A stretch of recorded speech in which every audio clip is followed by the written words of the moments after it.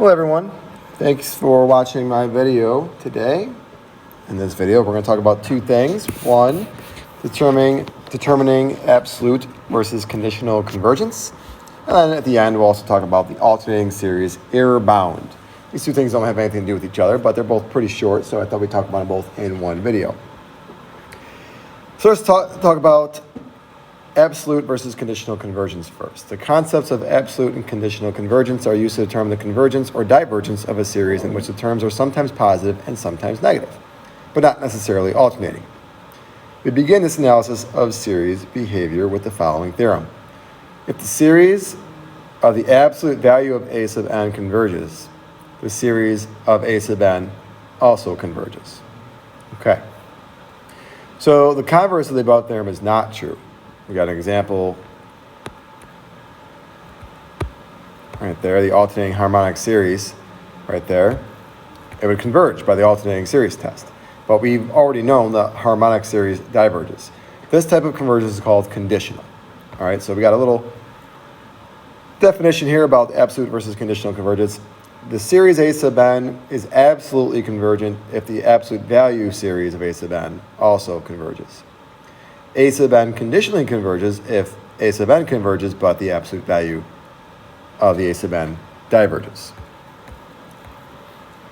All right, so let's take a look at our first example. Here we got a couple different examples that we're going to look at. Let's take a look at our first example.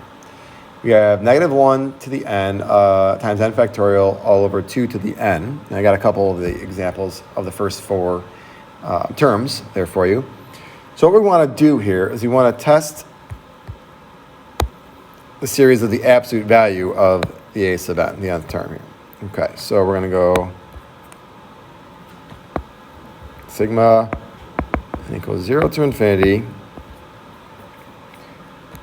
negative 1 to the n factorial all over 2 to the n, but the absolute value of that.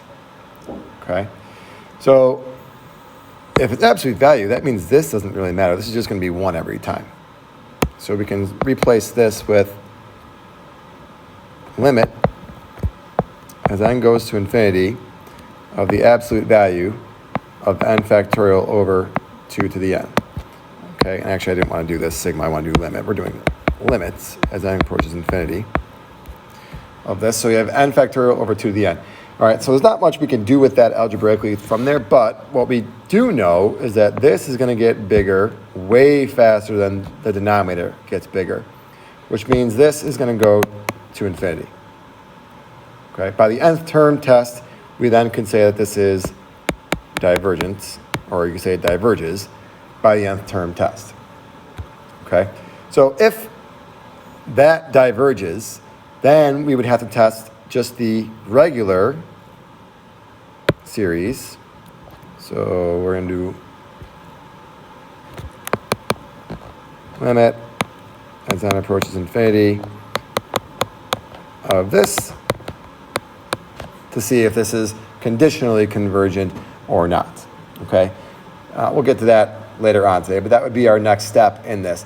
Once we know that the original one diverges, then we can say that, well, maybe the absolute value one diverges, then we can say, or maybe the non-absolute value series converges. And if that's the case, we would say it's conditionally convergent. Okay? So let's take a look at B here.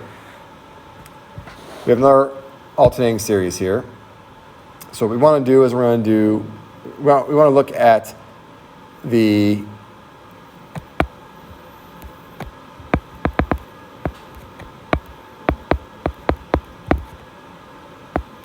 series of the absolute value of that, right? So if we thought about this, that just basically means the numerator would again be 1, and this is n to the 1/2. That is a p series, where p is equal to 1/2, which is less than 1. And a p series, if it's less than 1, we know that this one would be divergent by our p series test. Okay? All right, now let's go back to our original one here. Okay, we can kind of see what's happening here. This is -1. This is positive 1 over root 2. This is negative 1 over root 3, positive 1 over root 4. Those numbers are getting closer and closer and closer to 0. So this series itself would converge. Okay, so since the original series is convergent, but the absolute value series is divergent, we would say this one is conditionally convergent. That's kind of what I was talking about in A. Once that the absolute value series diverges, we would check the original one and see if that one is convergent. Here's a couple of flowcharts to help you with this. The first one, if the original series diverges, then it's just divergent, okay? But if that converges, and if the absolute value also converges, we say it's absolutely convergent. If the absolute value diverges, we say it's conditionally convergent. Okay, so you got three options here: absolutely convergent, conditionally convergent, or divergent. The second flow chart, how to tell if this is or isn't any of these. First, you test the absolute value series. If that's convergent, well, that's great. Then the original series is called absolutely convergent. If it's divergent, you would test the original series to see if it is conditionally convergent or if it's divergent. All right, so let's take a look at a couple more of these.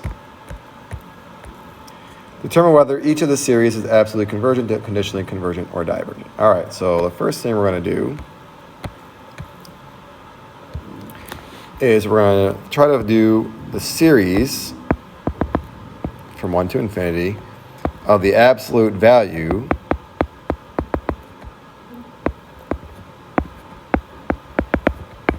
of a sub n.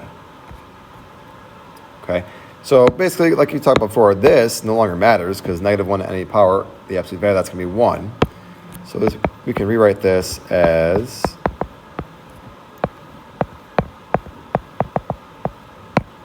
root n over n squared plus 1, the absolute value of that. Okay. Also, further, root n is going to be positive. N squared plus 1 is going to be positive. So we can get rid of the absolute value bars here as well. All right, now by the comparison test, we can compare this. I'm going to write this down. Compare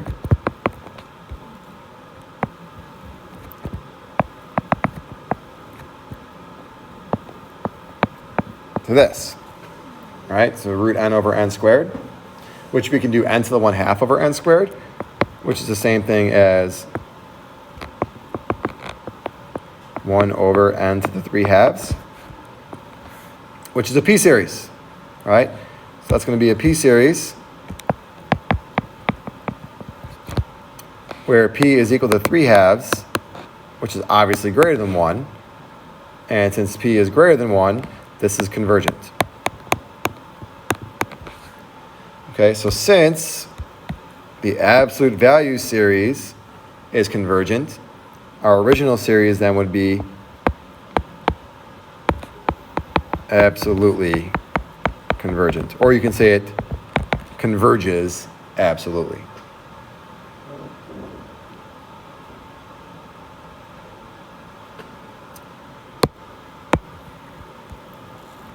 Okay, so going back to that comparison test that we did here, we would know that root n over n squared plus 1 is less than or equal to root n over n squared at all times. Okay, and that's why if this one, remember we talked about that before, if the bigger one converges, then the smaller one would have to converge as well. I should have explained that before we said it was absolutely convergent. Okay, so we talked about that with the comparison test, right? If the bigger series converges, then the smaller series converges as well. If the smaller series diverges, then the bigger series diverges as well. All right, question B. So the first thing we're going to think of here is this series, -1 to the n plus 1 times 2 to the k over k squared. If we kind of just ignore this term for now, we would think the limit as n approaches infinity of 2 to the k over k squared That's going to be infinity, which means that this would be divergent by the nth term test. Okay? So if we did this absolute value of this, so negative 1 to the k plus 1, k, not n, 2 to the k over k squared, absolute value of that. Again, this would be 1, so we don't have to worry about that. Okay, and then 2 to the k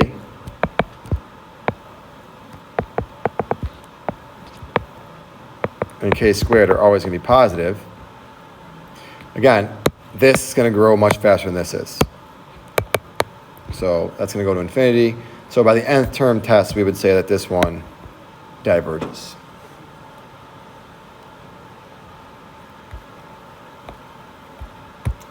Okay, rearrangement of a series. A finite sum can be rearranged without changing the value of the sum. However, this is not true of an infinite series. It depends on whether the series is absolutely convergent or conditionally convergent. So here's an example of how it might be different.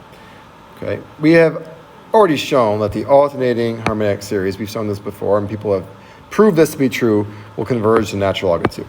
Okay, so let's say that this series, written like this, will converge to natural log of 2. However, if we rearrange the series, we might get a different example, we might get a different answer. Okay, so let's do that here. Let's rearrange them in one different fashion. So we'll go 1, and then maybe we'll go minus 1/2, and then maybe minus 1/4, plus 1/3, minus 1/6, minus 1/8. I'm just really just going out of order here, trying to write as many different possible ways of rearranging these terms of the first, first 14-ish terms here. How many terms did I write? First 12 terms here. Just picking out 12 terms of this series, okay?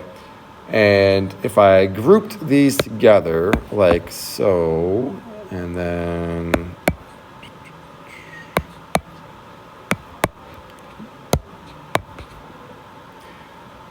I would get 1/2 minus 1/4 plus 1/6 minus 1/8 plus 1/10 minus 1/12 plus 1/14. And if I factored out of 1/2, I'd be left with this. 1 minus 1/2 plus 1/3 minus 1/4 plus 1/5 minus 1/6 plus 1/7, which happens to be this series right here, which we've shown is natural log of 2, but now there's just 1/2 out in front. So this would equal 1/2 on 2. How's that possible? It's the same series, right? But this answer is half of what the original series was, and all we did was rearrange the terms. By rearranging the terms in different ways, we can get different factors of that original sum. Okay?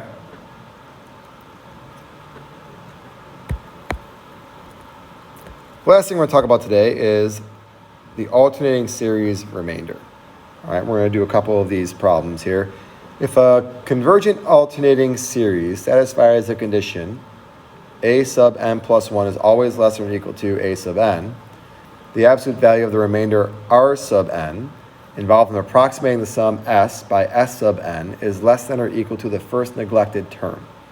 That is, the absolute value of s minus s sub n is equal to the absolute value of r sub n, which is less than or equal to the absolute value of a sub n plus 1. So here's an example, approximating the sum of the alternating series. Approximate the sum of the following series by its first 6 terms. All right, so if we did the first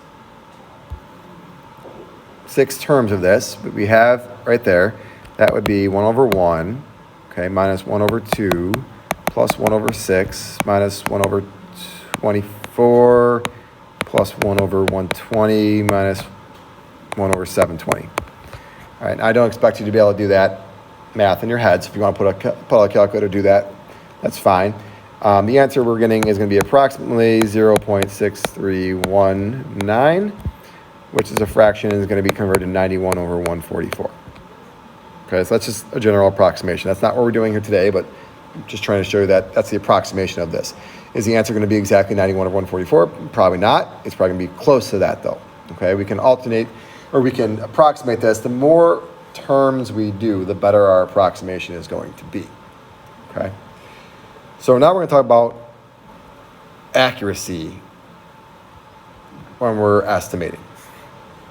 Okay, determine the number of terms required to approximate the sum of the given convergent series with an error of less than 0.0001.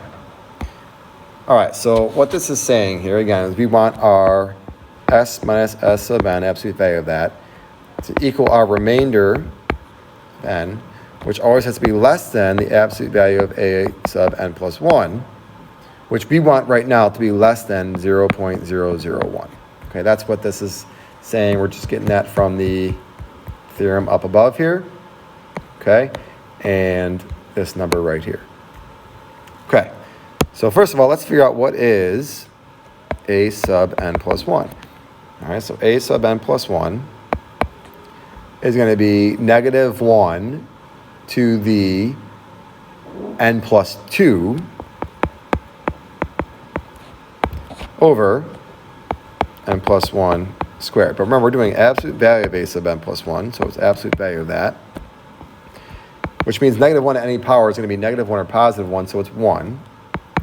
And the denominator would be n plus 1 squared. Okay? We want that to be less than 0.001, which I'm going to convert to 1/1000th. If that's true, then we would want n plus 1 squared to be greater than 1,000. By taking the square root of both sides, I would get n plus 1 is greater than root 1,000, which if you want to simplify that down to, let's see, what would that, 10 root 10? Not necessary, but you can do that if you want. And if I subtract 1 from both sides, I would get that. And if I put that into my calculator to approximate this, I would get about 30.6227, which means if I did 30 terms, it would still be too big of an error, which means I need 31 terms. Okay, our last example of the day here, another one of these, same thing. So again, we want absolute value s minus s sub n to be equal to the remainder of n, absolute value of that, which is less than or equal to the absolute value of a sub n plus 1. And again, this problem, we want it to be, our error to be less than 0.001. So absolute value of a sub n plus 1 is going to be equal to negative 1 to the n plus 1, or 2 to the n plus 1 times n plus 1 factorial, absolute value of that, which is going to be 1 over 2 to the n plus 1 is positive, and n plus 1 factorial is positive, so we can drop the absolute value bars now. And we want that to be less than 0.001, which again I'm going to write as 1 over 1,000. Which again means now we want this to be greater than 1,000.